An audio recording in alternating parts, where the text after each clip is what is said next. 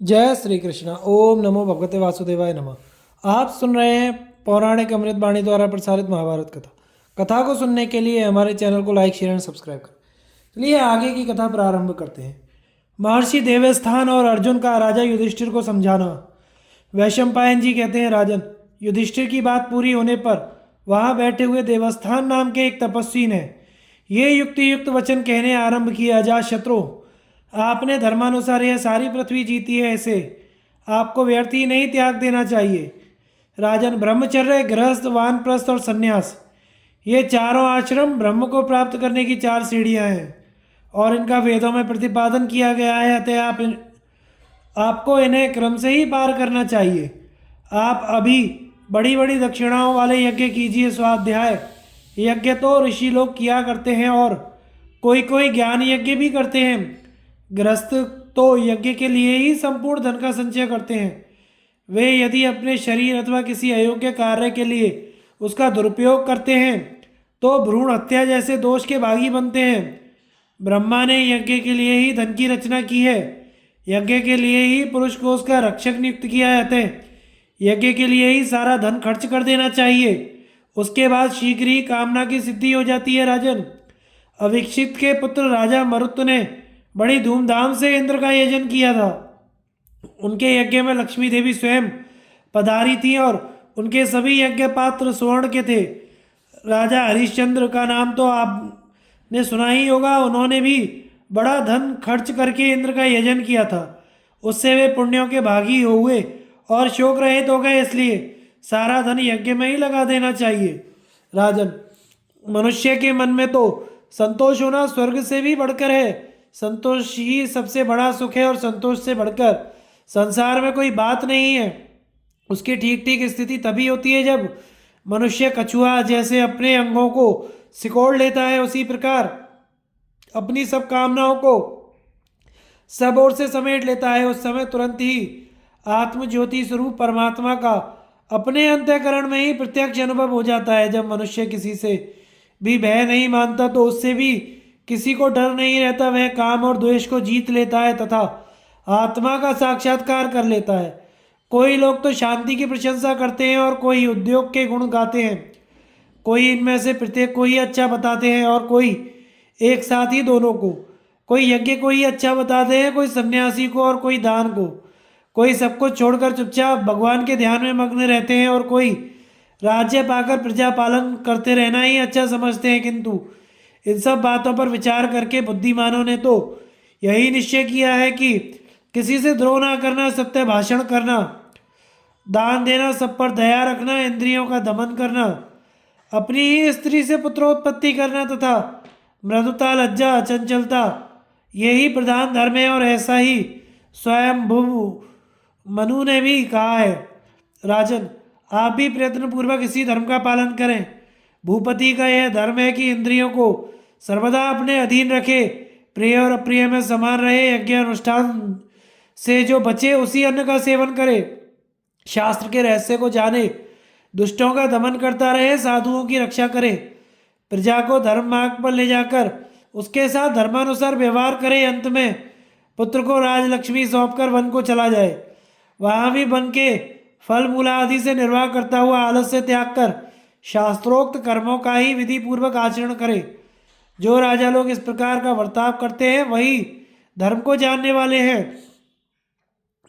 उनके इहलोक और परलोक दोनों ही सुधर जाते हैं। इस प्रकार जो धर्म का अनुसरण करते हैं वे सत्य, दान और तप में लगे रहते हैं, दया आदि गुणों से संपन्न है, काम क्रोध आदि दोषों से दूर रहते हैं, सर्वदा प्रजा पालन में तत्पर रहते हैं, उत्तम धर्मों का आचरण करते हैं, गौ एवं ब्राह्मणों की रक्षा के लिए युद्ध ठानते हैं।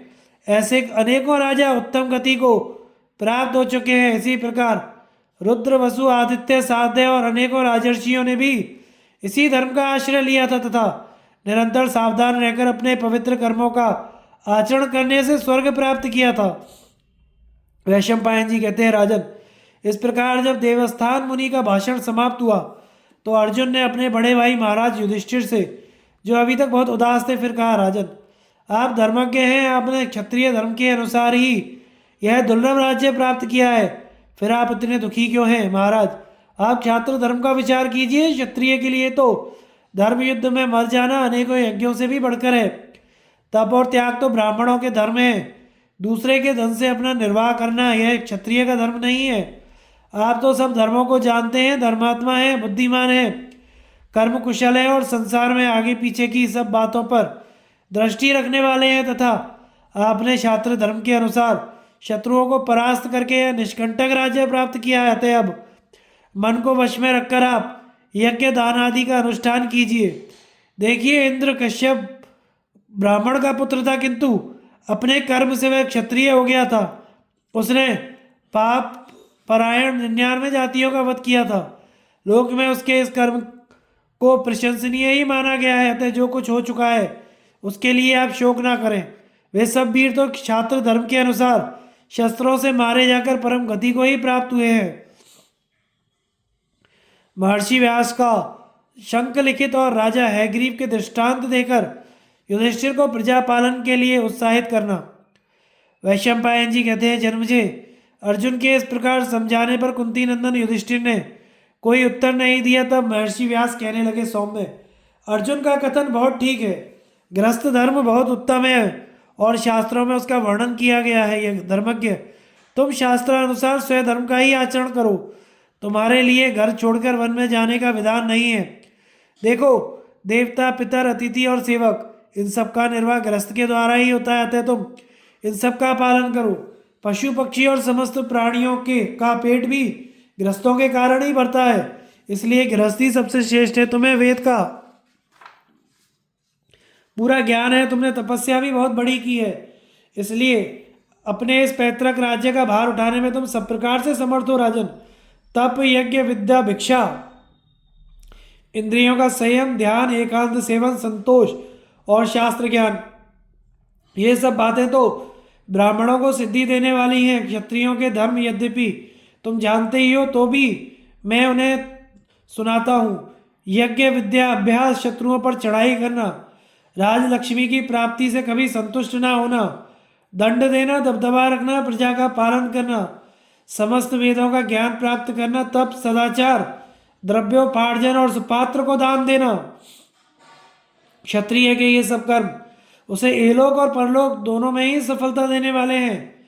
इनमें भी दंड धारण करना उसका सबसे प्रधान धर्म है, इसलिए उसमें सर्वदा बल रहना चाहिए, क्योंकि दंड विधान बल के द्वारा ही हो सकता है। राजन, क्षत्रियों को तो इन्हीं धर्मों के द्वारा सिद्धि प्राप्त हो सकती है।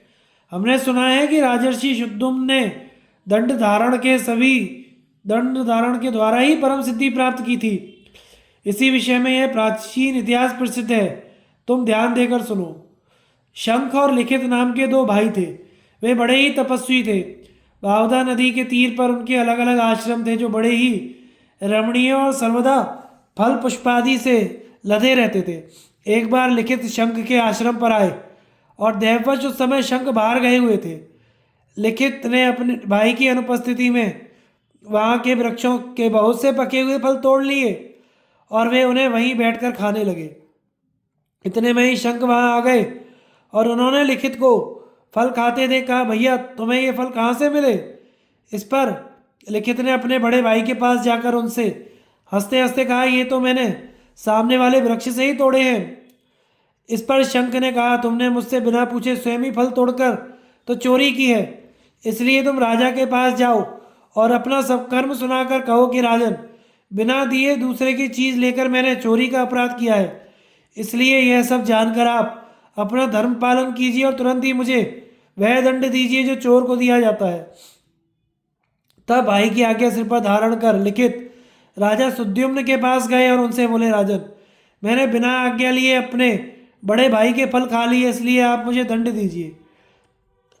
सुद्युम्न ने कहा, विप्रवर, यदि आप दंड देने में राजा को प्रमाण मानते हैं तो क्षमा करने का भी उसको अधिकार है ही, अतः मैं आपको क्षमा करता हूँ। इसलिए इसके सिवा मेरे योग्य कोई और सेवा हो तो उसके लिए मुझे आज्ञा दीजिए, मैं उसे पालन करने का प्रयत्न करूँगा। परंतु राजा के बहुत प्रार्थना करने पर भी लिखित ने दंड के लिए ही आग्रह किया, उसके सिवा और किसी प्रकार की बात उन्होंने स्वीकार नहीं की। तब राजा ने चोरी का दंड देते हुए उनके दोनों हाथ कटवा दिए। इस प्रकार दंड पाकर वे शंख के पास आए और अत्यंत दीन होकर उनसे प्रार्थना की कि मुझे दंड प्राप्त हो गया है, अब आप मुझ मंदमती को क्षमा करें। शंख ने कहा, भैया मैं तुम पर कुपित नहीं हूँ, तुम तो धर्म को जानने वाले हो। तुमसे धर्म का उल्लंघन हो गया है, उसी का तुम्हें दंड मिला है। अब तुम शीघ्र ही बाहुदा नदी के तट पर जाकर विधिवत देवता और पितरों का तर्पण करो, भविष्य में कभी अधर्म में मन मत ले जाना। शंख की बात सुनकर लिखित ने बाहुदा के पुनीत जल में स्नान किया। फिर वे यूं ही तर्पण करने को तैयार हुए। उनकी भुजाओं में से कमल के समान 2 हाथ प्रकट हो गए। इससे उन्हें बड़ा ही आश्चर्य हुआ और उन्होंने अपने भाई के पास जाकर हाथ दिखाए। शंख ने कहा, भाई तुम शंका ना करो, मैंने अपने तप के प्रभाव से ये हाथ उत्पन्न कर दिए हैं। इस पर लिखित ने पूछा, विप्रवर यदि आपके तप का ऐसा प्रभाव है तो आपने पहले ही मेरी शुद्धि क्यों नहीं कर दी? शंख बोले, यह ठीक है, परंतु तुम्हें दंड देने का अधिकार मुझे नहीं है। यह तो राजा का ही काम है, इससे राजा की भी शुद्धि हुई है और पितरों के सहित तुम भी पवित्र हो गए हो। इसी प्रकार प्रचेताओं के पुत्र दक्ष ने भी उत्तम सिद्धि प्राप्त की थी। प्रजाओं का पालन करना यही क्षत्रियों का मुख्य धर्म है। इसलिए राजन, आप शोक त्यागिए, अपने भाई अर्जुन की हितकारिणी बात पर ध्यान दीजिए। क्षत्रियों का प्रधान कर्तव्य तो दंड धारण करना ही है, मूढ़ मुड़ाना उनका काम नहीं है। तात, वन में रहते समय तुम्हारे धीर वीर भाइयों ने जो मनोरथ किए थे उन्हें अब सफल होने दो। तुम नहुषपुत्र ययाति के समान पृथ्वी का पालन करो, अपने भाइयों के साथ धर्म, अर्थ और काम का भोग करो। पीछे प्रसन्नता से वन में चले जाना। पहले अतिथियों, पितरों और देवताओं के ऋण से ऋण हो लो, इसके बाद यह सब करना। अभी तो सर्वमेघ और अश्वमेघ यज्ञों का अनुष्ठान करो। यदि तुम अपने भाइयों के साथ बड़ी बड़ी दक्षिणाओं वाले यज्ञ करोगे तो तुम्हें अतुलित यश प्राप्त होगा। राजन, मैं तुमसे जो बात कहता हूँ उस पर ध्यान दो, वैसा करने से तुम अपने धर्म से नहीं गिरोगे। देखो, जो राजा कर का 6ठा भाग लेकर भी राष्ट्र की रक्षा नहीं करता, वह अपनी प्रजा के चतुर्थांश पाप का भागी बनता है। यदि राजा धर्मशास्त्र का उल्लंघन करता है तो पतित हो जाता है, और यदि उसका अनुसरण करता है तो निर्भय रहता है। यदि काम क्रोध को छोड़कर वह पिता के समान सारी प्रजा के प्रति समदृष्टि रखे तो इस शास्त्रोक्त बुद्धि का आश्रय लेने से उसे किसी प्रकार पाप का संसर्ग नहीं होता। शत्रुओं को अपने तेज और बुद्धि के बल से काबू में रखना चाहिए। पापियों के साथ कभी मेल नहीं करना चाहिए तथा अपने राज्य में पुण्य कर्मों का अनुष्ठान करना चाहिए। शूरवीर, श्रेष्ठ, सत्कर्म करने वाले, विद्वान, वेद पाठी, ब्राह्मण और धनवानों की विशेष रक्षा करनी चाहिए। जो बहुश्रुत हों उन्हें धर्म कृत्यों में नियुक्त करना चाहिए तथा एक व्यक्ति में चाहे वह कैसा ही गुणवान हो कभी विश्वास नहीं करना चाहिए।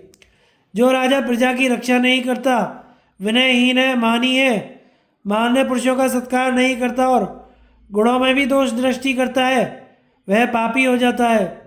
लोक में उसे दुर्दांत, क्रूर कहा जाता है। कई बार प्रजा लोग राजा की ओर से सुरक्षित न होने के कारण अनावृष्टि आदि दैवीय आपत्तियों से नष्ट हो जाते हैं तथा चोरों के उपद्रवादि से दुख पाते हैं। उसमें राजा ही दोष का भागी होता है, किंतु पूरे विचार और नीति के साथ सब प्रकार प्रयत्न करने पर भी यदि सफलता न मिले तो उस अवस्था में राजा को कोई पाप नहीं होता। राजन, इस विषय में तुम्हें हैग्रीव का प्रसंग सुनाता हूँ। वह बड़ा शूरवीर, पवित्र कर्म करने वाला था। उसने संग्राम में अपने शत्रुओं को परास्त कर दिया था, परंतु पीछे निस्सहाय होने पर शत्रुओं ने उसे हराकर मार डाला। वह शत्रुओं का निग्रह और प्रजा का पालन करने में बड़ा ही कुशल था, इससे उसे बड़ी कीर्ति मिली थी। उसने विचार पूर्वक न्याय के अनुसार अपने राज्य का पालन किया, अहंकार को पास नहीं आने दिया, अनेकों यज्ञ का अनुष्ठान किया। इस प्रकार संपूर्ण लोगों को अपने सुयश से व्याप्त करके वह महात्मा स्वर्ग में सुख भोग रहा है।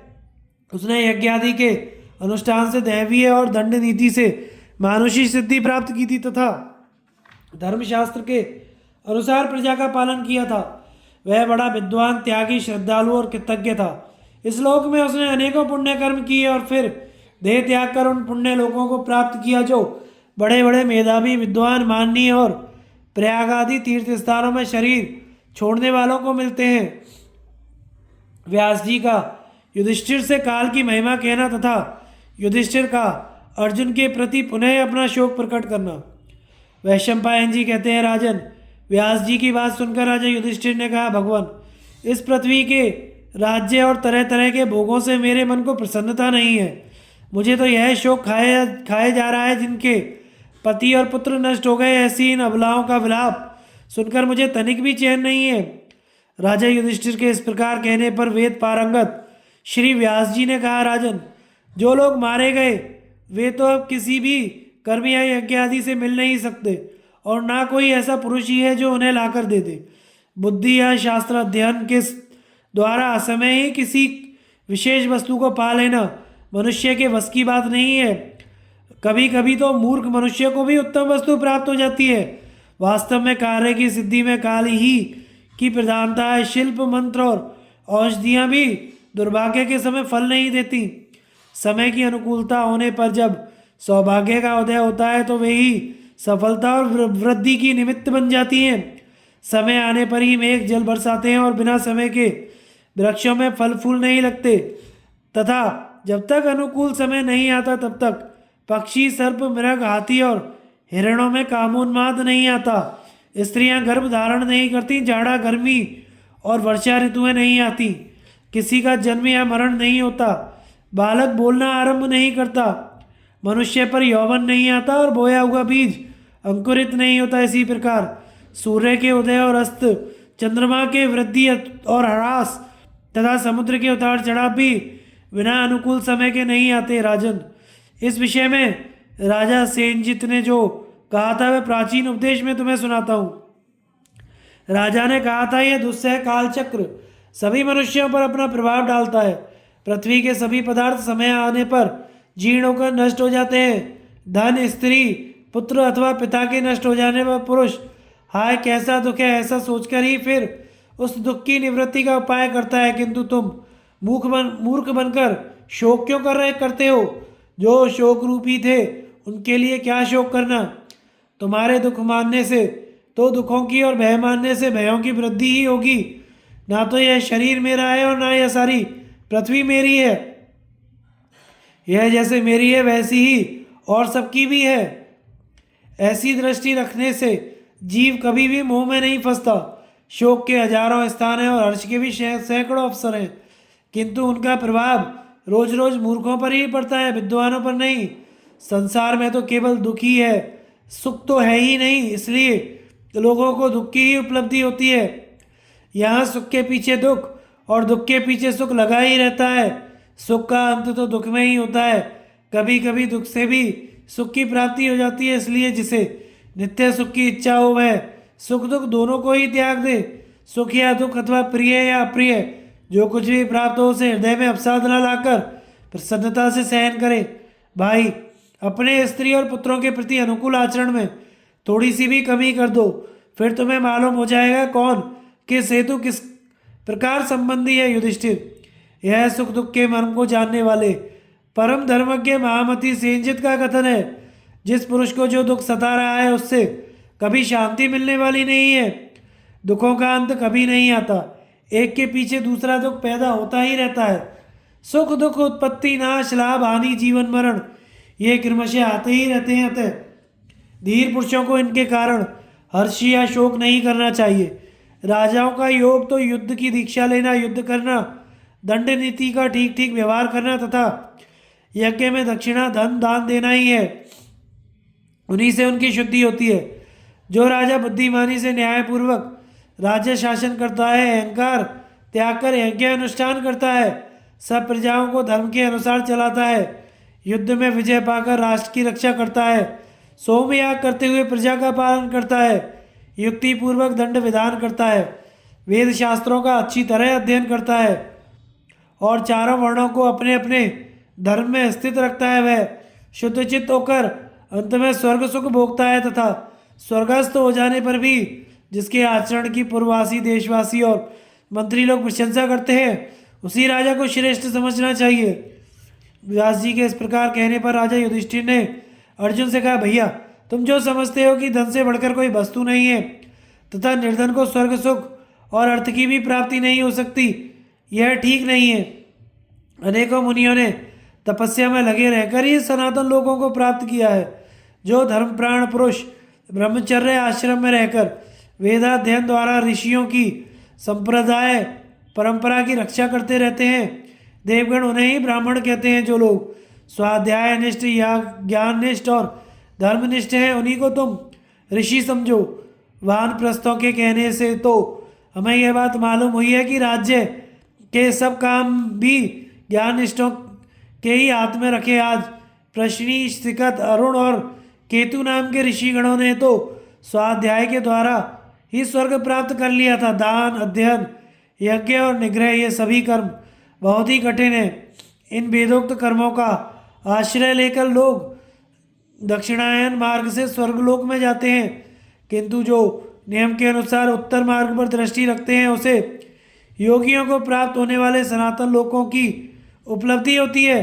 प्राचीन काल के विद्वान इन दोनों में से उत्तर मार्ग की ही प्रशंसा करते हैं। वास्तव में संतोष ही सबसे बड़ा स्वर्ग है और संतोष ही सबसे बड़ा स्वर्ग है। संतोष से बढ़कर कोई चीज़ नहीं है। जिन पुरुषों ने क्रोध अथवा हर्ष को अच्छी तरह वश में कर लिया है, उन्हीं को उत्तम सिद्धि प्राप्त होती है। इस प्रसंग में राजा ययाति की कही हुई यह गाथा प्रसिद्ध है, जिस पर ध्यान देने से पुरुष कछुआ जैसे अपने अंगों को सिकोड़ लेता है, उसी प्रकार अपनी सब वासनाओं को समेट लेता है। राजा ययाति ने कहा था, जब यह पुरुष किसी से नहीं डरता और इससे भी किसी को भय नहीं रहता तथा इसे किसी वस्तु की इच्छा या किसी से द्वेष भी नहीं रहता, उस समय यह ब्रह्म को प्राप्त हो जाता है। जब यह कर्म मन और वाणी से सभी जीवों के प्रति दुर्भावना का त्याग कर देता है, तो इसे ब्रह्म की प्राप्ति हो जाती है। जिसके मान और मोह दब गए हैं, जिसने बहुत पुरुषों का संग छोड़ दिया है, उस आत्मज्ञ महात्मा के लिए मोक्ष सुलभ हो जाता है। अर्जुन, मैं तो साफ देखता हूँ, जो मनुष्य धन के पीछे पड़ा हुआ है, उसके द्वारा त्याज्य कर्मों का छूटना बड़ा ही कठिन है। साधुता भी उसके लिए दुर्लभ ही है। शोक और भय से रहित होने पर भी जो मनुष्य सदाचार से डिगा हुआ है, उसे धन की थोड़ी सी तृष्णा भी हो तो वह दूसरों से ऐसा वैर ठान लेता है कि उसे पाप की भी कोई परवाह नहीं होती। ब्रह्मा ने तो यज्ञ के लिए ही धन उत्पन्न किया है और यज्ञ की रक्षा के लिए ही मनुष्य की रचना की है। इसलिए सारे धन का उपयोग यज्ञ के लिए ही करना चाहिए, उसे भोग में लगाना अच्छा नहीं है। इसी से लोगों का विचार है कि धन कभी किसी एक का नहीं है, अतः श्रद्धावान पुरुष को उसे दान और यज्ञ में लगाते रहना चाहिए। जो धन मिले उसे दान में ही लगा दे, भोगों में ना लगावे।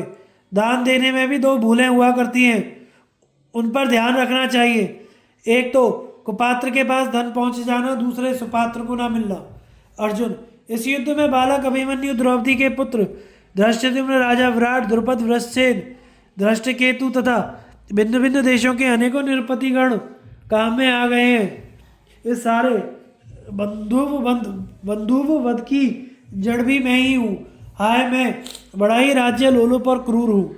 मैंने अपने कुटुंब का भी मूलोच्छेद करा डाला, इसी से मेरा शोक जरा भी दूर नहीं होता। मैं अत्यंत आतुर हो रहा हूँ। मैं कैसा मूर्ख और गुरुद्रोही हूँ। भला यह राज्य कितने दिन टिकने वाला है। किसी के लोभ में पड़कर मैंने अपने दादा भीष्म जी को मरवा डाला। उन्होंने तो हमें पाल पोसकर बच्चे से बड़ा किया।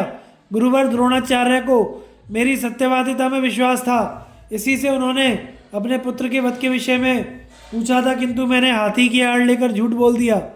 ऐसा भारी पाप करके भला मेरी किस लोक में गति होगी। हाय, मुझसे बड़ा और कौन पापी होगा। मैंने तो अपने बड़े भाई कर्ण को भी मरवा डाला। इस राज्य के लोभ से ही मैंने बालक अभिमन्यु को कौरवों की सेना में झोंक दिया। तब से ही तो तुम्हारी ओर मेरी आंखें ही नहीं उठती। बेचारी दुखनी द्रौपदी के 5 पुत्र मारे गए, उनका शोक भी मुझे बराबर सालता रहता है। अब तो तुम मुझे प्रायोपवेश के लिए बैठा हुआ ही समझो। मैं यहीं बैठे बैठे अपना शरीर सुखा डालूंगा। इस गंगा तट पर ही मैं अपने प्राणों को नष्ट कर दूंगा। आप सब लोग मुझे प्रायश्चित के लिए आज्ञा दीजिए। श्री व्यास जी का राजा युधिष्ठिर को अश्मा मुनि का कहा हुआ धर्मोपदेश सुनाना। वैशंपायन जी कहते हैं, जन्मजय, पांडु के ज्येष्ठ पुत्र राजा युधिष्ठिर को अपने संबंधियों के शोक से संतप्त होकर प्राण त्यागने के लिए तैयार देख व्यास जी उनका शोक दूर करने के लिए बोले, युधिष्ठिर, इस विषय में अश्मा ब्राह्मण का कहा हुआ एक प्राचीन इतिहास है, उस पर ध्यान दो।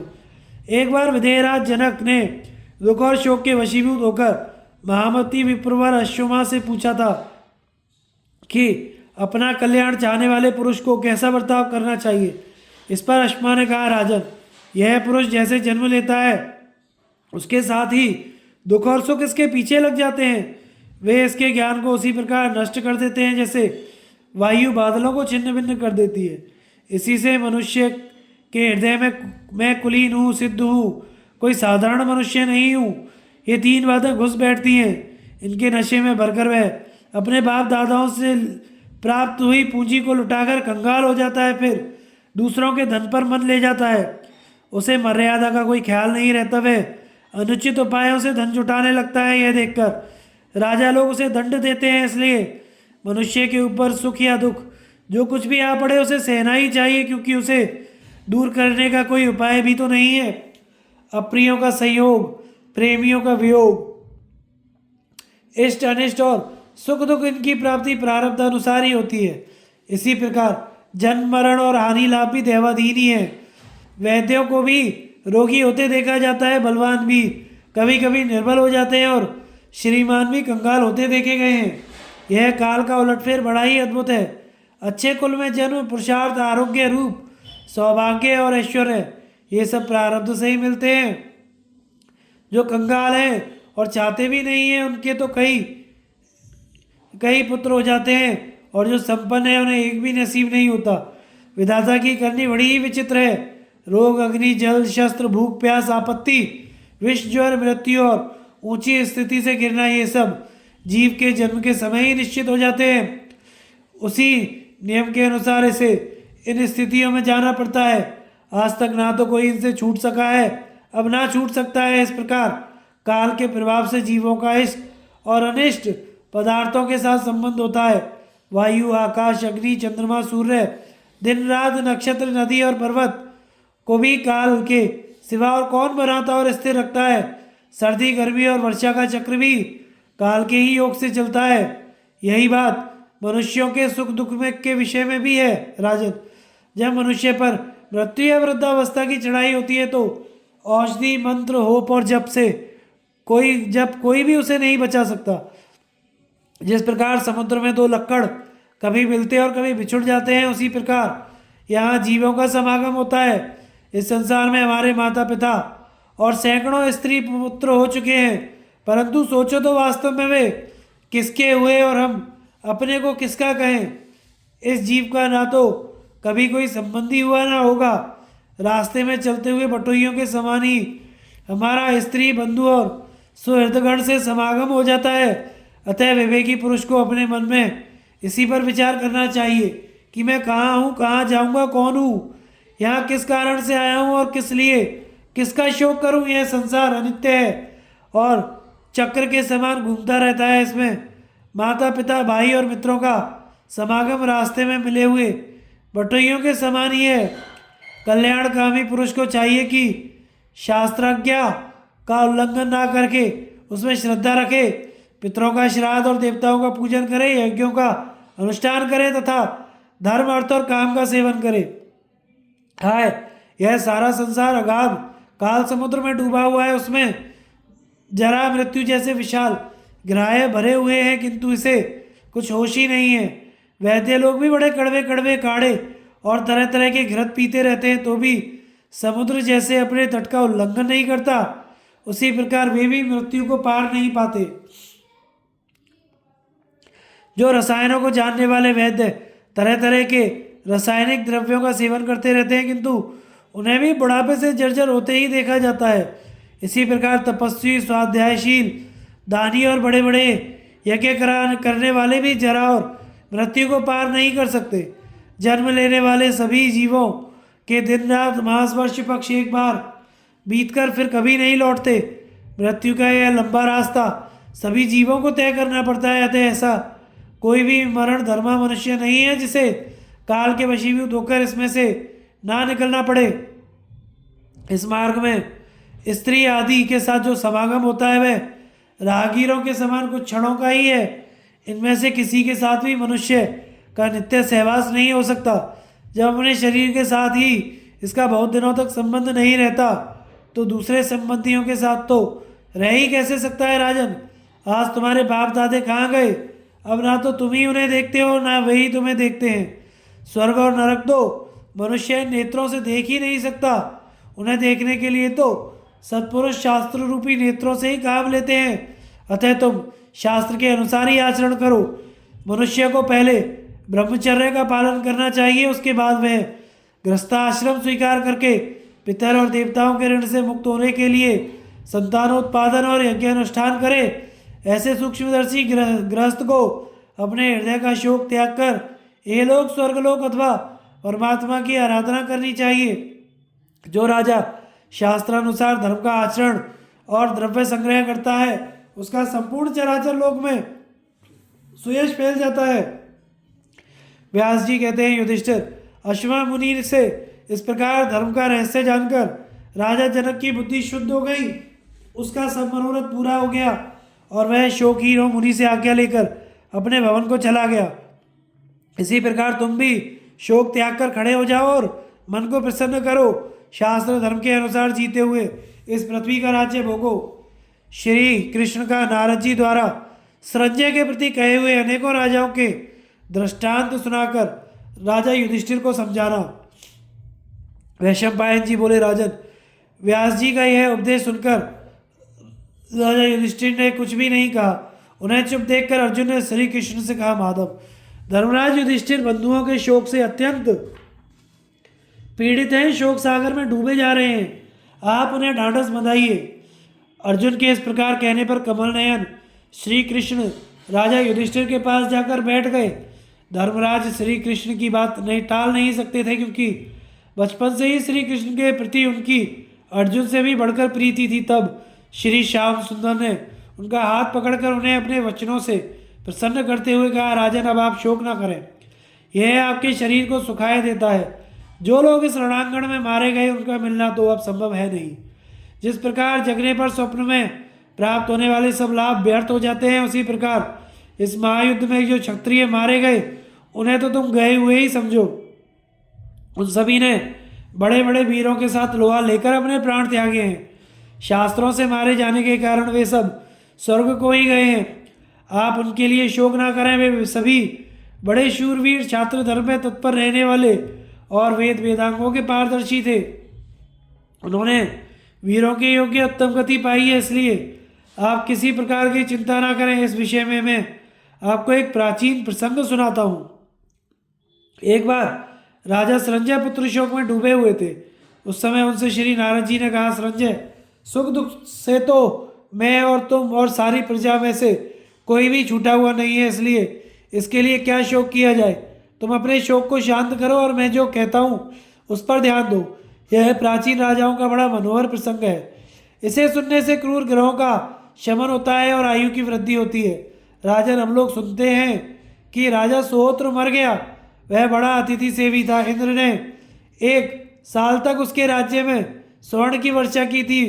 उसके राज्यकाल में पृथ्वी का वसुमती नाम चरितार्थ हो गया था। नदियों में भी उस समय स्वर्ण ही बहता था। इंद्र ने उनके कछुए, केकड़े, नाके, मगर और शिंशुकों को भी सोने का कर दिया था। राजा सुहोत्र ने उस सारे स्वर्ण को कुरुजांगल देश में इकट्ठा कराया और एक भारी यज्ञ का आयोजन करके उसे ब्राह्मणों को दे दिया। संजय, वह अर्थ, धर्म, काम, मोक्ष चारों ही में तुम्हारी अपेक्षा श्रेष्ठ था और तुम्हारे पुत्र से भी अधिक पुण्यवान था, किंतु अंत में वह भी मर गया। इसलिए तुम्हें अपने पुत्र का शोक नहीं करना चाहिए। संजय, उसी नर के पुत्र शिवी के मरने की बात भी हमने सुनी है। प्रजापति ब्रह्मा जी भी राज्य का भार संभालने में उसके समान किसी दूसरे भूत या भावी राजा को नहीं समझते थे। तुम्हारा पुत्र तो ना दक्षिणा देने वाला था, ना यज्ञ करने वाला। तुम्हारी तथा तुम्हारे पुत्र की अपेक्षा तो वह अर्थ, धर्म, काम, मोक्ष चारों बातों में बढ़ चढ़ कर था, किंतु वह भी मर ही गया। इसलिए तुम पुत्र का शोक ना करो। दुष्यंत के पुत्र भरत ने 1000 अश्वमेध यज्ञ और 100 राष्ट्रीय यज्ञ किए थे। वह भी तुमसे और तुम्हारे पुत्र अर्थादि चारों में बढ़ा चढ़ा था, किंतु वह भी काल के काल में चला ही गया। इसलिए तुम अपने लड़के के लिए शोक मत करो। संजय, सुना जाता है कि दशरथ नंदन राम प्रजा को अपनी संतान के समान पालते थे। उनके राज्य में कोई भी स्त्री विधवा या अनाथा नहीं थी। मेघ समय पर वर्षा करते थे, अन्न समय पर पकता था और सर्वदा सुकाल रहता था। उस समय कोई भी जीव पानी में डूबकर नहीं मरता था, किसी को आग से कष्ट नहीं पहुंचता था और रोगों का भी कोई भय नहीं था। स्त्री और पुरुषों की सहस्त्रों वर्षों की आयु होती थी। विवाद तो स्त्रियों में भी नहीं होता था, पुरुषों की तो बात ही क्या। प्रजा सर्वदा धर्म में तत्पर रहती थी और सब लोग संतुष्ट, पूर्ण काम, निर्भय, स्वेच्छानुसार आचरण करने वाले एवं सत्यवादी थे। जब तक उन्होंने राज्य किया, वृक्ष सर्वदा फूल फलों से लदे रहे और गौएं दोहनी भरकर दूध देती रहीं। उन्होंने बड़ी बड़ी दक्षिणाओं वाले 10 अश्वमेघ यज्ञ किए, जिनमें आने जाने के लिए किसी को भी रोक टोक नहीं थी। महाबाहु राम नित्य नव यौवनशाली, श्यामवर्ण अरुण नयन, अजानुबाहु सुंदर मुख वाले, सिंह के समान कंधों वाले थे। उन्होंने 11,000 वर्षों तक अयोध्या का राज्य किया था। जब वे भी परलोक सिधार गए तो तुम्हारे पुत्र की तो बात ही क्या है। तुम उसके लिए शोक ना करो। हम सुनते हैं राजा भागीरथ भी नहीं रहा। उसने यज्ञ अनुष्ठान करते समय स्वर्ण के आभूषणों से लदी हुई 10 लाख कन्याएं दक्षिणा में दान कर दी थी। उनमें से प्रत्येक कन्या रथ में बैठी हुई थी। प्रत्येक रथ में 4-4 घोड़े थे और उसके पीछे स्वर्ण तथा कमल की मालाओं से विभूषित 100-100 हाथी थे।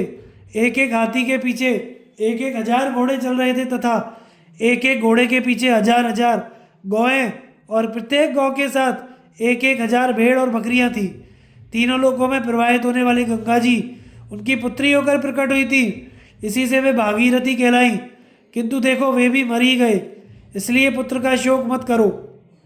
संजय, सुना जाता है कि राजा दिलीप भी जीवित नहीं रहे। उनके महान कर्मों का तो ब्राह्मण लोग अब तक बखान करते हैं। उन्होंने जब यज्ञ अनुष्ठान किया तो इंद्र आदि देवताओं ने भी प्रत्यक्ष होकर उसमें भाग लिया था। उनके यज्ञ पात्र और युग भी सोने के थे। उनके यज्ञोत्सव में 6,000 देवता और गंधर्वों ने 7 स्वरों के अनुसार नृत्य किया था। जिन लोगों ने उनकी सत्यवादी महात्मा दिलीप का दर्शन किया था, वे भी स्वर्ग के ही अधिकारी हो गए थे। उनके राजमहलों में वेद ध्वनि, धनुष की प्रत्यंचा की टंकार, याचकों का कोलाहल, ये 3 शब्द कभी बंद नहीं होते थे। किंतु मृत्यु ने उन्हें भी नहीं छोड़ा। इसलिए तुम अपने पुत्र के लिए शोक मत करो। युवनाश्व के पुत्र राजा मानदाता भी मर गए। उनके पिता ने भूल से यज्ञ का अभिमंत्रित जल पी लिया था। इसी से उन्होंने पिता के उदर से ही जन्म लिया। वे बड़े ही वैभवशाली और त्रिलोक विजयी थे। उनका रूप साक्षात देवताओं के समान था। उन्हें राजा युवनाश्व की गोद में लेटा देखकर देवताओं में आपस में चर्चा होने लगी कि यह बालक किसका स्तनपान करेगा। तब इंद्र ने कहा, मां धाता मेरा दूध पिएगा। ऐसा कहकर उन्होंने उसका नाम मान धाता रख दिया। इसी समय इंद्र के हाथ से दूध की धारा निकलने लगी और उसे उन्होंने उस बालक के मुंह में छोड़ा। उसे पीने से वह एक ही दिन में 100 पल बढ़ गया और 12 दिन में ही 12 वर्ष का सा जान पड़ने लगा। यह बालक बड़ा ही धर्मात्मा, शूरवीर और युद्ध में इंद्र के समान पराक्रमी हुआ। इसने राजा अंगार, मरुत, गय, अंग और बृहद्रथ को भी परास्त कर दिया था।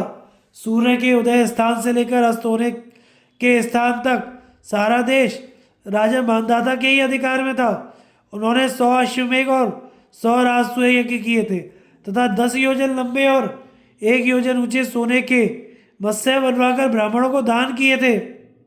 किंतु आज उन परम प्रतापी मानदाता का भी कहीं नामो निशान नहीं है। फिर तुम अपने पुत्र के लिए शोक क्यों करते हो? संजय, नाभाग के पुत्र राजा अम्बरीश भी नहीं रहे। यह बात भी सुनी ही जाती है कि उन्होंने बड़ा भारी यज्ञ करके ब्राह्मणों का ऐसा सत्कार किया था कि उनकी सराहना करते हुए यही कहते हैं कि ऐसा यज्ञ ना तो पहले कभी किसी ने किया और न भविष्य में ही कोई करेगा। उस यज्ञ में जिन लाखों राजाओं ने सेवा कार्य किया था, वे सभी अश्वमेघ यज्ञ का फल भोगने के लिए उत्तरायण मार्ग से हिरण्यगर्भ लोक में गए थे, किंतु कराल काल ने उन्हें भी नहीं छोड़ा, इसलिए तुम अपने पुत्र का शोक त्याग दो। राजन, हम सुनते हैं कि चित्ररथ का पुत्र शशबिंदु भी मर गया। उसके 1 लाख रानियां थी, उनसे उसके 10 लाख पुत्र उत्पन्न हुए। प्रत्येक राजकुमार को 100 कन्याएं विवाही थी। प्रत्येक कन्या के पीछे 100 हाथी थे। एक एक हाथी के साथ 100 रथ थे। एक एक रथ के पीछे 100 घोड़े थे और एक एक घोड़े के पीछे 100 गौएं थी। इसी क्रम में एक एक गौ के पीछे 100 भेड़ें दहेज में मिली थी, किंतु महाराज शशबिंदु ने एक अश्वमेघ यज्ञ में यह सारा धन ब्राह्मणों को दे दिया। तुमसे तो वह राजा अर्थ, धर्म, काम, मोक्ष चारों बातों में बढ़ा चढ़ा था। वह भी मृत्यु के मुख में चला गया, इसलिए तुम यह पुत्र शोक त्याग दो। संजय, अमूर्त रया के पुत्र गह की मृत्यु के विषय में भी हम सुनते हैं। एक बार यज्ञ में अग्निदेव उनसे प्रसन्न हुए और उनसे वर मांगने को कहा। तब गह ने कहा था कि अग्निदेव, आपकी कृपा से मेरे पास अक्षय धन हो, धर्म में मेरी श्रद्धा रहे और सत्य में मन का अनुराग रहे। इस प्रकार अग्निदेव की कृपा से उनके सभी मनोरथ पूरे हो गए। उन्होंने 1000 वर्ष तक पूर्णिमा, अमावस्या और चातुर्मास्य में अनेकों बार अश्वमेघ यज्ञों का अनुष्ठान किया और 1000 वर्ष तक ही नित्य प्रति प्रातःकाल उठकर 1-1 लाख गौएं और 100 खच्चर ब्राह्मणों को दान किए, किंतु अंत में काल ने उन्हें भी नहीं छोड़ा, इसलिए तुम अपने पुत्र का शोक त्याग दो। राजन, इक्ष्वाकु वंश में उत्पन्न हुए राजा सगर अब इस संसार में नहीं है, हम सुनते ही हैं। इनके 60,000 पुत्र थे जो उनके पीछे पीछे चलते थे। अपने बाहुबल से उन्होंने इस पृथ्वी पर एक क्षत्र राज्य स्थापित कर दिया था और 1000 अश्वमेघ यज्ञ करके देवताओं को तृप्त किया था। उन यज्ञों में उन्होंने ब्राह्मणों को सोने के महल दान किए थे। उन्होंने समुद्र पर्यंत सारी पृथ्वी गुदवा डाली थी तथा उनके नाम के अनुसार ही समुद्र का नाम सागर पड़ा है, परंतु अंत में वे भी मरी गए, इसलिए तुम अपने पुत्र के लिए शोक न करो। संजय, वे इनका पुत्र राजा पृथु का देह भी आज नहीं है। महर्षियों ने महान वन के बीच में इनका राज्याभिषेक किया था और यह सोचकर कि ये सब लोगों में धर्म की मर्यादा स्थापित करेंगे, उनका नाम पृथु रखा था। उन्हें देखकर सभी प्रजा ने एक स्वर से कहा था कि हम इनसे प्रसन्न हैं। इस प्रकार प्रजा का रंजन करने के कारण ही वे राजा कहलाए। जिस समय वे राज्य करते थे, पृथ्वी बिना जोते ही दान उत्पन्न कर देती थी। औषधियों के पुटपुट में रस था और सभी गौएं दोहिनी भरकर दूध देती थी। मनुष्य निरोग, पूर्ण काम और निर्भय थे। वे इच्छा अनुसार खेतों या घरों में रहते थे।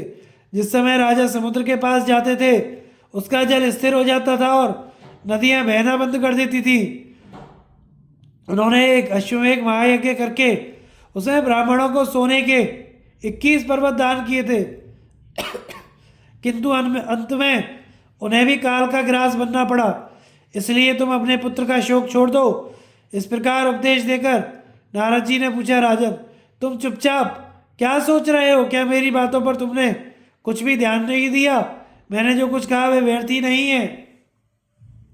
संजय ने कहा, महर्षि, आपका उपदेश व्यर्थ नहीं हुआ। आपका दर्शन करके मेरा सारा शोक दूर हो गया है। आपकी बातें सुनने की मेरी लालसा भी शांत नहीं हुई है। अमृतपान के समान उसके लिए मेरी उत्कंठा बनी ही हुई है। फिर भी मेरी ऐसी इच्छा है कि आप एक बार आपकी कृपा से पुत्र के साथ मेरा समागम हो जाए। नारद जी बोले, राजन, महर्षि पर्वत ने तुम्हें स्वर्णष्ठीवी नाम का पुत्र दिया था, वह तो अब नष्ट हो चुका। इसके स्थान पर मैं तुम्हें 1000 वर्ष तक जीवित रहने वाला हिरण्य नामक दूसरा पुत्र देता हूँ। श्री कृष्ण की यह बात समाप्त होने पर नारद जी ने भी उनके कथन का अनुमोदन किया और राजा युधिष्ठिर को स्वर्णविष्टि का सारा चरित्र सुनाकर कहा, राजन, जब संजय ने अपने मृत पुत्र को जीवित करने के लिए बहुत आग्रह किया तो मैंने उसे सजीव कर दिया। इससे उसके माता पिता को बड़ी प्रसन्नता हुई। कालांतर में पिता का स्वर्गवास होने पर स्वर्णष्ठीवी ने 1100 वर्ष तक पृथ्वी पर राज्य किया। इसके बाद वह स्वर्ग से धारा। धर्मराज, अब तुम भी अपने हृदय का संताप दूर करो और श्री कृष्ण एवं व्यास जी के कथन अनुसार अपने पैतृक राज्य सिंहासन पर बैठकर शासन का भार संभालो। यह सब करते हुए यदि तुम बड़े बड़े यज्ञों का अनुष्ठान करोगे तो अपने अभीष्ट लोगों को प्राप्त हो जाओगे। श्री व्यास जी का राजा युधिष्ठिर को राजधर्म का उपदेश देना।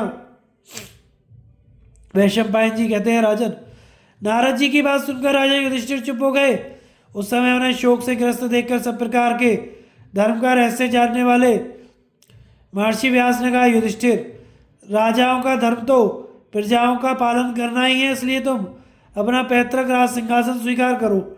वेदों ने तप को तो ब्राह्मणों का ही नित्य धर्म बताया है। क्षत्रिय तो सब प्रकार से धर्म की रक्षा करने वाला ही है। जो मनुष्य विषयासक्त होकर धर्म विधि का उल्लंघन करता है वह लोक मर्यादा का विघातक है। क्षत्रिय को अपने बाहुबल से उसका दमन करना चाहिए। जो व्यक्ति मोहवश शास्त्र प्रमाण को ना माने वह अपना सेवक हो, पुत्र हो, तपस्वी हो अथवा कोई भी क्यों ना हो, उस पापी का सब प्रकार दमन करे और उसे नष्ट कर दे। जो राजा इसके विपरीत आचरण करता है उसे पाप लगता है। जो राजा नष्ट होते हुए धर्म की रक्षा नहीं करता वह धर्म का घात करने वाला है। तुमने तो अनुयायियों सहित उन धर्मघातियों का ही नाश किया है, इसलिए तुम तो अपने धर्म में स्थित रहो, फिर शोक क्यों करते हो। राजा का तो यही धर्म है कि दुष्टों का वध करे और सुपात्रों को दान दे, प्रजा की रक्षा करे।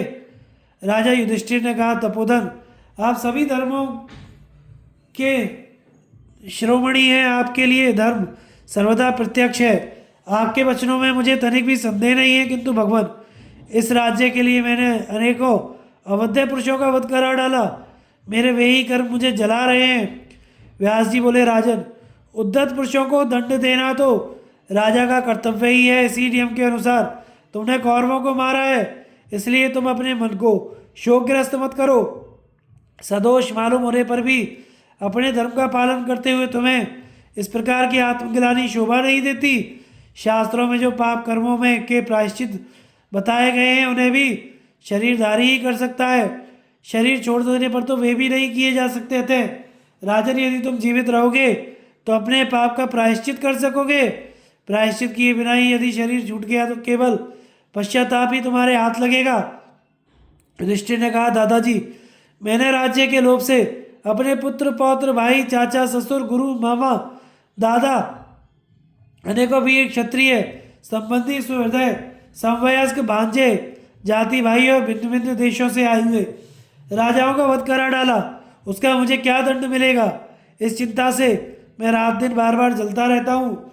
जब मैं पृथ्वी को उन श्री संपन्न नवश्रेष्ठों से सूरी देखता हूँ तो इस भयानक जातिवध तथा इसमें मारे गए सैकड़ों शत्रु पक्ष के वीरों और करोड़ों दूसरे लोगों की याद करता हूँ तो मुझे बड़ा ही पश्चाताप होता है। आज जो अबलाएं अपने पुत्र, पति और भाइयों से शून्य हो गई हैं, उनकी क्या दशा होगी?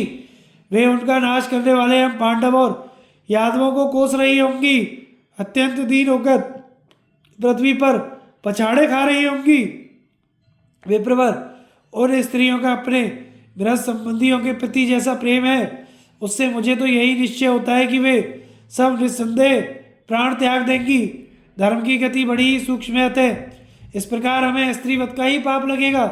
अपने सुहृदयों को मारकर हमने बड़ा भारी पाप किया है, इसलिए अब हमें सिर नीचा किए नरक में ही गिरना पड़ेगा। अब हम भीषण तपस्या करके अपने शरीर को त्याग देंगे। आपकी दृष्टि में तपस्या के योग्य कोई उत्तम तपोवन हो तो बताने की कृपा करें। व्यास जी ने कहा, राजन, तुम क्षत्रियों में अग्रगण्य हो। तुमने अपने धर्म के अनुसार ही क्षत्रियों को मारा है, इसलिए शोक ना करो। वे सब तो अपने अपराध से ही मारे गए हैं। तुम भीम, अर्जुन या नकुल, सहदेव उन्हें मारने वाले नहीं हो। इनका संहार तो काल ने ही किया है। उसका तो ना कोई माता है ना पिता। वह किसी पर दया नहीं करता। वह तो प्रजा के कर्मों का साक्षी मात्र है। तुम्हारा तो युद्ध तो उसके लिए केवल निमित्त मात्र था। वह इसी प्रकार एक प्राणी से दूसरे प्राणी की हत्या कराता रहता है। इस संहार कर्म के लिए ही वह एक भगवान का ही स्वरूप है।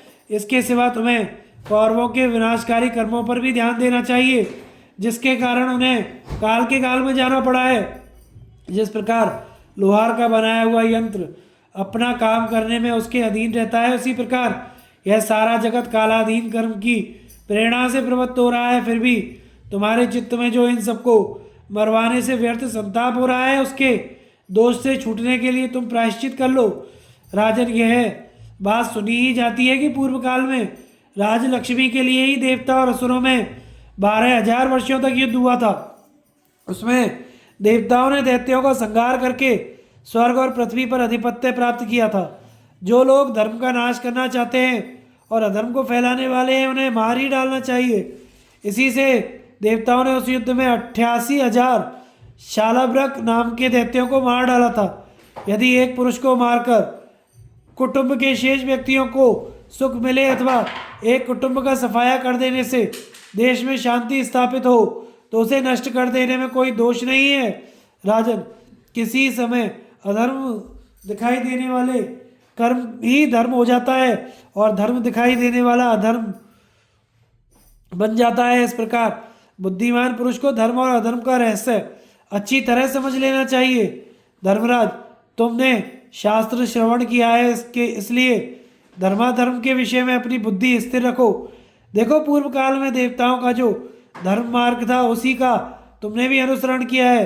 तुम जैसे धर्मप्राण पुरुष कभी नरक का द्वार नहीं देखते, इसलिए तुम अपने भाइयों और सहृदय संबंधियों को धैर्य दो। जो पुरुष हृदय में पाप की भावना रखकर किसी कुकर्म में प्रवृत्त होता है और उसे करके भी किसी प्रकार लज्जित नहीं होता, उसी को पाप का भागी होना पड़ता है, ऐसा शास्त्रों का कथन है। ऐसे पाप का ना कोई प्रायश्चित है, ना ही कभी नाश होता है। तुम्हारा हृदय तो शुद्ध था, युद्ध की इच्छा ना होने पर भी शत्रु के अपराध के कारण तुम्हें युद्ध करना पड़ा। अब इस कर्म को करके पश्चाताप भी कर रहे हो। इसके लिए अश्वमेघ यज्ञ बड़ा अच्छा प्रायश्चित है, उसका अनुष्ठान करो, तुम निष्पाप हो जाओगे। इंद्र ने भी मरुतों की सहायता से अपने शत्रुओं को परास्त करके एक के बाद एक इस प्रकार के 100 अश्वमेघ यज्ञ किए थे। इसी से वे शतक्रतु नाम से प्रसिद्ध हुए। इस प्रकार स्वर्ग पर अधिपत्य प्राप्त करके उन्होंने पापों से छुटकारा पाया था। स्वर्गलोक में देवता और ऋषि भी उनकी उपासना करते हैं। तुमने भी इस वसुंधरा को अपने पराक्रम से प्राप्त किया है, अपने बाहुबल से ही तुमने राजाओं को परास्त किया है। अब तुम अपने मित्रों के साथ उन देश के राजधानियों में जाकर उनके भाई पुत्र पौत्रों को अपने अपने राज्य पर अभिषिक्त करो। जिन राजाओं के उत्तराधिकारी अभी गर्भ में ही हैं, उनकी प्रजा को समझा बुझाकर सांत्वना दो। इस प्रकार सभी प्रजा का मनोरंजन करते हुए पृथ्वी का पालन करो। जिन राजाओं के पुत्र नहीं हैं, उनकी गद्दी पर पुत्री का ही अभिषेक कर दो। भरतश्रेष्ठ, इस तरह सारे राज्य में शांति स्थापित कर तुम असुर विजयी इंद्र के समान अश्वमेघ यज्ञ के द्वारा भगवान का यजन करो। राजन, इस युद्ध में जो क्षत्रिय मारे गए हैं, उनके लिए तुम्हें शोक नहीं करना चाहिए। वे तो काल की शक्ति से ही मोहित होकर अपने ही कुकर्मों के कारण मौत के मुख में पड़े हैं। उन्हें क्षात्र धर्म का पालन का पूरा फल प्राप्त हुआ है। तुम्हें यह निष्कंटक राज्य मिला है, इसका पालन करते हुए तुम धर्म की रक्षा करो। मरने पर कल्याण करने वाली यही चीज है। पाप और उनके प्रायश्चितों का वर्णन। युधिष्ठिर ने पूछा, पितामह, कृपया करके यह बताइए कि किन कर्मों को करने से मनुष्य प्रायश्चित का भागी बनता है। ऐसी स्थिति में क्या करने से पाप से मुक्त हो जाता है। व्यास जी ने कहा, जो मनुष्य शास्त्र विहित कर्मों का आचरण ना करके निषिद्ध कर्म कर बैठता है, उसे ऐसा विपरीत आचरण करने से प्रायश्चित का भागी बनना पड़ता है। जो ब्रह्मचारी सूर्योदय या सूर्यास्त के समय सोता रहे अथवा जिस पुरुष के नख या दांत काले हों, उन्हें प्रायश्चित करना चाहिए। इसके सिवा बड़े भाई के अविवाहित रहते हुए विवाह करने वाला छोटा भाई, ब्राह्मण का वध करने वाला निंदक, छोटी कन्या का विवाह हो जाने के बाद उसकी बड़ी बहन से विवाह करने वाला, बड़ी बहन के अविवाहित रहते हुए उसकी छोटी बहन से विवाह करने वाला, जिसका व्रत नष्ट हो गया हो वह ब्रह्मचारी, द्विज की हत्या करने वाला, अपात्र को दान देने वाला, सुपात्र को दान ना देने वाला, सारे ग्राम को नष्ट करने वाला, मांस बेचने वाला, आग लगाने वाला, वेतन लेकर वेद पढ़ाने वाला, गुरु और स्त्री का वध करने वाला, दूसरों का घर जलाने वाला, झूठ बोलकर पेट पालने वाला, गुरु का अपमान और सदाचार की मर्यादा का उल्लंघन करने वाला, ये सभी पापी माने गए हैं। इन्हें प्रायश्चित करना चाहिए। इनके सिवा जो लोक और वेद के विरुद्ध दूसरे ना करने योग्य कर्म है, उन्हें भी बताता हूँ। तुम एकाग्र चित्त से सुनो। अपने धर्म का त्याग करना, दूसरे के धर्म का आचरण करना, यज्ञ करने के अनधिकारी से यज्ञ कराना, अभक्षय भक्षण करना, शरणागत को त्यागना, माता पिता और भरण पोषण के अधिकारी सेवक आदि का भरण पोषण ना करना, दूध दही आदि रसों को बेचना, पशु पक्षियों को मारना, शक्ति रहते हुए भी अग्नि ध्यान आदि कर्म ना करना, गोग्रास आदि नित्य दानों को ना देना, ब्राह्मणों को दक्षिणा ना देना, ब्राह्मणों का धन छीन लेना, धर्म तत्व के जानने वालों ने ये सभी कर्म ना करने योग्य बताए हैं। राजन, जो पुरुष पिता के साथ झगड़ा करता है, गुरु स्त्री के साथ समागम करता है, ऋतुकाल होने पर अपनी स्त्री के साथ सहवास नहीं करता, वह धर्म का त्याग करने वाला है। इस प्रकार संक्षेप और विस्तार से ऊपर जो कर्म कहे गए हैं, इनमें से किन्हीं को करने पर और किन्हीं को ना करने पर मनुष्य प्रायश्चित का भागी होता है। अब जिन जिन कारणों से इन कर्मों को करने पर भी मनुष्य को पाप नहीं लगता, वह सुनो। यदि युद्ध स्थल में कोई वेद वेदांतों का पारगामी ब्राह्मण भी हाथ में हथियार लेकर मारने के लिए आए, तो उसका वध करने से ब्रह्म हत्या का पाप नहीं लगता। राजन, इस विषय में वेद का मंत्र भी है। वह मैं तुमसे वही बात कह रहा हूँ जो वेद वाक्य के अनुसार धर्म मानी गई है। यदि कोई पुरुष अपने धर्म से डिगे हुए आत्ताई ब्राह्मण को मार डाले, तो इससे भी वह ब्रह्म हत्यारा नहीं होता। अनजाने में अथवा प्राण संकट के समय भी यदि मदिरा पान कर ले, तो बाद में धर्मात्माओं की आज्ञा के अनुसार उसका पुनः संस्कार होना चाहिए। इस प्रकार अन्य सब अभक्ष्य भक्षणों के विषय में भी समझना चाहिए। यदि कभी ऐसी कोई भूल हो जाए तो प्रायश्चित से ही उसकी शुद्धि होती है।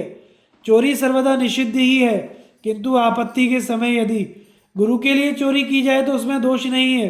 यदि चोरी करने में किसी प्रकार की कामना ना हो और उससे प्राप्त हुई वस्तु को स्वयं ना भोगा जाए तथा आपातकाल में ब्राह्मण के सिवा किसी अन्य का धन ले लिया जाए, तो भी चोरी का पाप नहीं लगता।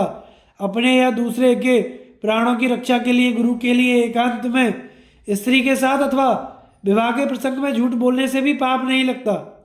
यदि किसी कारण से स्वप्न में वीर्य स्खलित हो जाए, तो इससे ब्रह्मचारी का व्रत भंग नहीं होता, किंतु इसके लिए उसे प्रज्वलित अग्नि में घृत की आहुतियाँ छोड़कर प्रायश्चित करना चाहिए।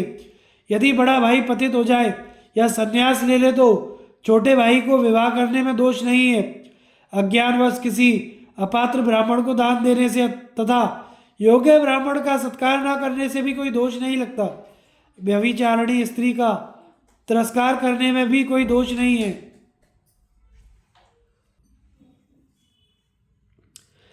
ऐसा करने से तो उनकी शुद्धि ही होती है, उसका भरण पोषण करने वाले को भी दोष नहीं होता। जो सेवक कामकाज करने में असमर्थ है, उसे त्यागने में दोष नहीं है, तथा गौ के लिए वन में आग लगाने में भी दोष नहीं माना जाता। राजन, ये सब तो मैंने वे कर्म बताए हैं जिन्हें करने से कोई दोष नहीं होता। अब मैं विस्तार पूर्वक प्रायश्चितों का वर्णन करता हूँ। राजन, कृच्छ, चांद्रायण आदि तप, अग्निहोत्र आदि कर्म और दान के द्वारा मनुष्य तभी अपने पाप से छूट सकता है जब वह फिर पाप में प्रवृत्त ना हो। यदि किसी ने ब्रह्म हत्या की हो, तो वह भिक्षा मांगकर एक समय भोजन करे, अपना सब काम स्वयं ही करे, हाथ में खप्पर और खटवांग काट का पाया रखे, नित्य ब्रह्मचर्य व्रत से रहे, भिक्षा मांगने के समय सर्वदा खड़ा रहे, किसी से ईर्ष्या ना करे, पृथ्वी पर शयन करे और लोक में अपने कर्म को प्रकट करे। इस प्रकार 12 वर्ष तक करने से उसकी शुद्धि हो जाती है। अथवा अपनी इच्छा से किसी शस्त्रधारी विद्वान का निशाना बन जाए या जलती हुई आग में गिरे, अथवा नीचे को सिर किए हुए किसी वेद का पाठ करते हुए 3 बार 100 योजन की यात्रा करे, या किसी वेदज्ञ ब्राह्मण को अपना सर्वस्व समर्पण कर दे, अथवा जिससे जीवन भर निर्वाह हो सके इतना धन या सामान से भरा हुआ घर ब्राह्मण को दान करे। इस प्रकार गौ ब्राह्मणों की रक्षा करने वाले पुरुष की ब्रह्म हत्या से मुक्ति हो सकती है यदि कृच्छ व्रत के अनुसार भोजन करे तो 6 वर्षों में, मासिक कृच्छ व्रत के अनुसार भोजन करने से 3 वर्षों में और एक मास में भोजन क्रम का परिवर्तन करते हुए अत्यंत तीव्र कृच्छ व्रत कर के अनुसार अन्न ग्रहण करे तो 1 वर्ष में ब्रह्म हत्या से छुटकारा हो सकता है। इसमें तनिक भी संदेह नहीं करना चाहिए। इसी प्रकार यदि उपवास ही किया जाए तो और भी जल्दी शुद्धि हो सकती है।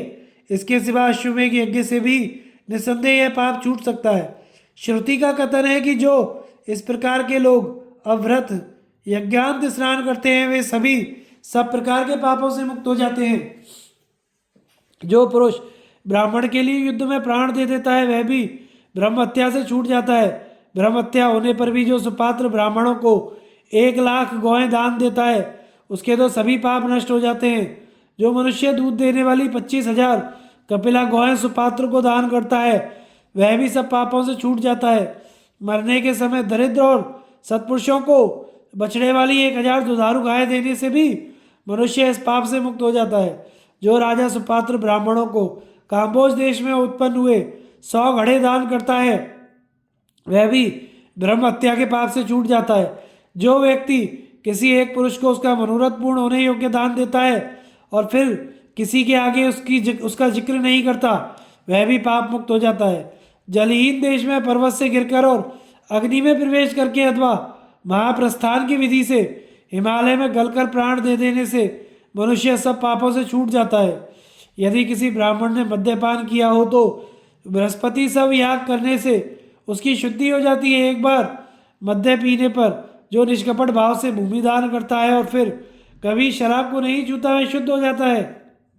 जो पुरुष गुरु पत्नी के साथ समागम करता है वह या तो जलती हुई लोहे की शिला पर पड़ जाए या अपनी मूत्रेंद्रियों को काटकर ऊपर की ओर देखता हुआ दूर तक चला जाए। इसके सिवा अपना शरीर त्याग देने से भी वह इस पाप से छूट सकता है। अथवा जो महाव्रत का 1 महीने तक जल भी न पीने के नियम का पालन करता है, ब्राह्मणों को अपना सर्वस्व दे देता है या गुरु के लिए युद्ध में प्राण होम देता है वह भी इस पाप से मुक्त हो जाता है। झूठ बोलकर आजीविका चलाने वाला अथवा गुरु का अपमान करने वाला पुरुष गुरु जी को मनचाही वस्तु देकर प्रसन्न कर लेने से उसका पाप छूट जाता है। जिसका ब्रह्मचर्य व्रत खंडित हो गया हो उसे ब्रह्म हत्या के लिए बताया हुआ प्रायश्चित करना चाहिए अथवा 6 महीने तक शरीर पर गौ का चमड़ा ओढ़ने से वह उस पाप से छूट सकता है। यदि कोई मनुष्य किसी का धन चुरा ले तो किसी न किसी उपाय से उसे उतना ही धन लौटा देने पर वह उस पाप से मुक्त हो जाता है। बड़े भाई के विवाहित रहते हुए विवाह करने वाला छोटा भाई और उसका बड़ा भाई ये दोनों संयम पूर्वक 12 दिन का कृच्छ व्रत करने की से पवित्र हो जाते हैं।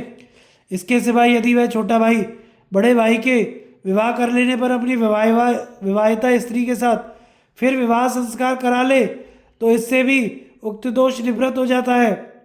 उसके पितरों का भी उद्धार होने में सहायता मिलती है तथा ऐसा करने से स्त्री को भी कोई दोष नहीं होता। यदि अपनी स्त्री के प्रति किसी प्रकार के पापचरण की शंका हो तो पुनः रजस्वला होकर स्नान करने तक उसका समागम ना करे। भस्म से जैसे बर्तन साफ हो जाते हैं उसी प्रकार रजय शुद्धि से स्त्री शुद्ध हो जाती है। पशु पक्षियों का वध करने वाला तथा तरह तरह के बहुत से पेड़ों को काटने वाला पुरुष 3 दिन तक वायु भक्षण करे और लोगों के सामने अपना कुकर्म प्रकट कर दे, इससे वह शुद्ध हो जाता है। जो पुरुष किसी प्रकार की हिंसा नहीं करता, राग द्वेष एवं मार अपमान से शून्य है, विशेष भाषण नहीं करता और मिताहार करते हुए पवित्र और एकांत देश में रहकर गायत्री का जप करता रहता है, वह सब पापों से मुक्त हो जाता है। अन्य सब प्रकार के पापों की शुद्धि के लिए भी ब्राह्मणों ने धर्माधर्म के निर्णय में प्रमाणभूत शास्त्रों के कथन से यही विधि निश्चित की है। जो पुरुष दिन में आकाश की ओर दृष्टि रखता है, रात्रि में खुले मैदान में सोता है, 3 बार दिन में और 3 बार रात्रि में वस्त्रों सहित जल में घुसकर स्नान करता है, इस व्रत का पालन करते समय स्त्री शूद्र और पतित से बात नहीं करता, वह अज्ञानवश किए हुए सब पापों से मुक्त हो जाता है। मनुष्य को अपने किए हुए शुभ या अशुभ कर्म का फल मरने के बाद भोगना पड़ता है। इनमें जिसकी अधिकता होती है उसी का फल उसे मिलता है, इसलिए दान, तप और शुभ कर्मों द्वारा पुण्य की वृद्धि करते रहना चाहिए, जिससे वह पाप को दबाकर स्वयं बढ़ सके। सर्वदा शुभ कर्मों का आचरण करे, पाप कर्म से दूर रहे और सुपात्र को धन दान करे। ऐसा करने से मनुष्य पाप मुक्त हो जाता है। राजन, इसी प्रकार विवेकी पुरुष के लिए भक्ष्य और अभक्ष्य, वाच्य और अवाच्य तथा जानबूझकर और बिना जाने किए हुए पापों के भी प्रायश्चित बताए गए हैं। जो पाप जानबूझकर किया जाता है वह बड़ा होता है और अनजाने में किया हुआ पाप छोटा माना जाता है। ऊपर कही हुई विधि से पाप की निवृत्ति हो सकती है। जो आस्तिक और श्रद्धालु है उसी के लिए यह विधि कही गई है। नास्तिक और अश्रद्धालु और दंभ एवं द्वेष प्रधान पुरुषों के लिए इसका कोई उपाय नहीं है। जो पुरुष मरकर सुख भोगना चाहता है उसे श्रेष्ठ पुरुषों के आचरण और धर्म का सेवन करना चाहिए। राजन, तुमने अपने प्राणों की रक्षा के लिए अथवा स्वधर्म का पालन करने के लिए ही इनका वध किया है, इसलिए तुम इतने ही कारण से इस पाप से सर्वदा मुक्त हो जाओगे। फिर भी यदि तुम्हें कुछ पश्चाताप है तो प्रायश्चित करो। इस प्रकार अनार्य पुरुषों की तरह रोष में भरकर अपना नाश मत करो। धन्यवाद। आगे की कथा का प्रसारण हम अगले भाग में करेंगे। हमारे चैनल को लाइक, शेयर एंड सब्सक्राइब करें।